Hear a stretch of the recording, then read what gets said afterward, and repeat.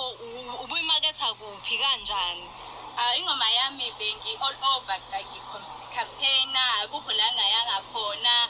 Ngiye kwisilo samabandla ngacampaigna, ngiye ema-taxi rank, ngihambile ngacela umthandazo kumfundisi uDube, ngaye eGoli ama-taxi rank akhona begqiga bovale eGoli. Ayikho guys indawo engayihambanga, o-Durban Station, yonke indawo bengikhona ngicela amavoti. So ngisebenza kakhulu ngacampaigna ukuze kube khona ukuphumela. Maz, uyaziwa kakhulu kwezamabhizinisi kodwa siyakubona futhi uhlala wavundulula amakhono. Nangu uHlo uvelele.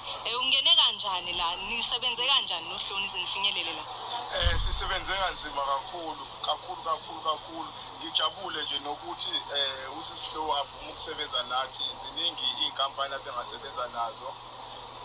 Ngosizo leBulldogs Entertainment okuyiyona eyamreferya kumina ngoba ngila eThekwini yona iseGoli ukuthi ngimqaphe ngapha sagcina ke sisebenzisana njengoba sisebenzisana. Okumnandi ke kunalezi zinto ezibizwa ngama-radio monitor. Awukwazi ukuthi ungathi ingoma uyazi kodwa iba ku-number 2, number 3, number 4 kuma-radio monitor.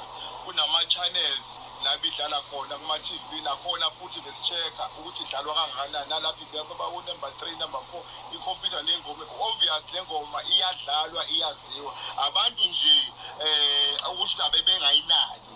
Angeke sibabeke kabi sathi bebengayinakile. Sithemba ukuthi khani bezoyinaka-ke njengoba ke sekunyaka omusha-ke manje sihlukanisa unyaka. Niligaye kanjani ivoti okwenze naqinqeleza phambili ngoba abantu bakhala bathi bevotela ney'ngoba abayithandayo kodwa bakhala ngaphansi? Lo mbuzo umuhle kakhulu. Besingalali ubusuku nemini. Besineqembu eGoli ebelingaphansi kweJozi Entertainment. Besineqembu ngala eThekwini elingaphansi kweMazi Entertainment ebelihambela ama-radio station, ebelihambela ama-taxi rank, ebelihambela eNdlunkulu, lihambele abefundisi ama-church, lihambela kuzo zonke indawo even emaklabhini.